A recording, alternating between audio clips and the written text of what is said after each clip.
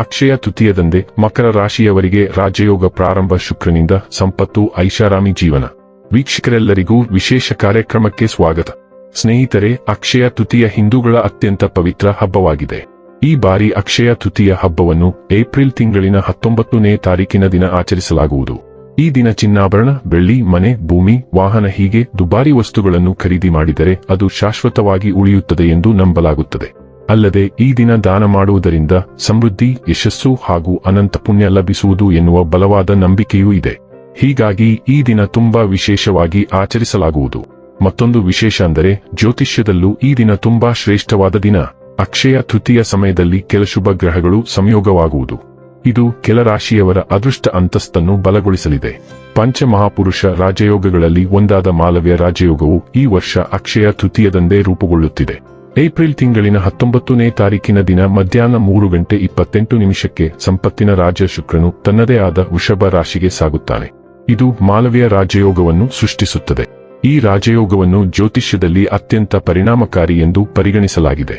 ಇದರಿಂದ ಕೆಲವು ರಾಶಿಯವರಿಗೆ ವೃತ್ತಿಯಲ್ಲಿ ಪ್ರಗತಿ ಹಾಗೂ ಸಮಾಜದಲ್ಲಿ ಗೌರವ ದೊರೆಯುತ್ತದೆ.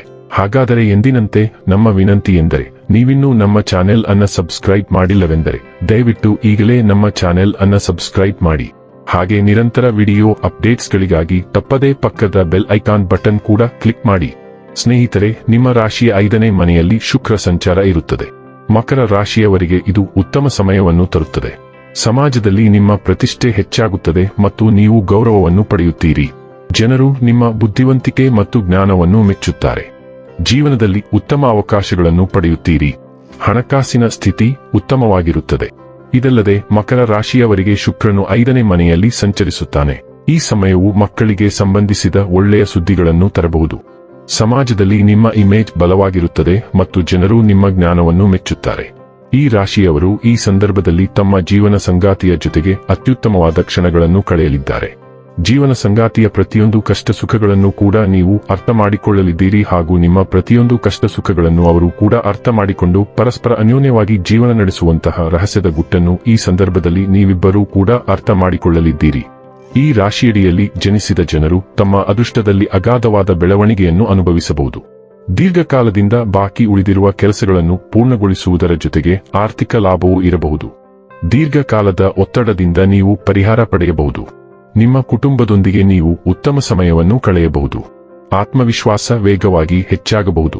ವ್ಯವಹಾರದಲ್ಲಿ ನೀವು ಸಾಕಷ್ಟು ಲಾಭವನ್ನು ಪಡೆಯಬಹುದು. ಆತ್ಮವಿಶ್ವಾಸ ವೇಗವಾಗಿ ಹೆಚ್ಚಾಗಬಹುದು. ವ್ಯವಹಾರದಲ್ಲಿ ನೀವು ಬಯಸಿದ ಯಶಸ್ಸನ್ನು ಸಾಧಿಸಬಹುದು.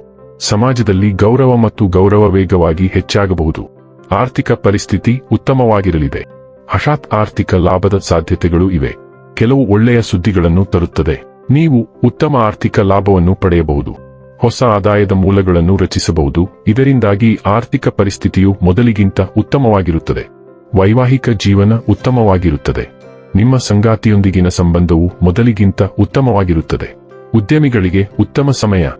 ಹೊಸ ಡೀಲ್ಗಳನ್ನು ಕಾಣಬಹುದು. ಇದರಲ್ಲಿ ನೀವು ದೊಡ್ಡ ಲಾಭವನ್ನು ಗಳಿಸಬಹುದು. ಕೌಟುಂಬಿಕ ಜೀವನದಲ್ಲೂ ಮಧುರತೆ ಇರುತ್ತದೆ. ವೀಕ್ಷಕರೇ, ಇದಾಗಿತ್ತು ಮಕರ ರಾಶಿಯ ಜಾತಕದವರ ಅಕ್ಷಯ ತೃತೀಯ ಫಲದ ಮಾಹಿತಿ ಇಷ್ಟವಾದರೆ ವಿಡಿಯೋವನ್ನು ಲೈಕ್ ಮತ್ತು ಶೇರ್ ಮಾಡಿ. ಜೈ ಶ್ರೀರಾಮ್. ಕಾಮೆಂಟ್ ಬಾಕ್ಸ್ನಲ್ಲಿ ಬರೆಯಿರಿ. ಹಾಗೆ ಚಾನೆಲ್ ಸಬ್ಸ್ಕ್ರೈಬ್ ಮಾಡುವುದರ ಜೊತೆಗೆ ನಿರಂತರ ವಿಡಿಯೋ ಅಪ್ಡೇಟ್ಸ್ಗಳಿಗಾಗಿ ಪಕ್ಕದ ಬೆಲ್ ಐಕಾನ್ ಕ್ಲಿಕ್ ಮಾಡಿ.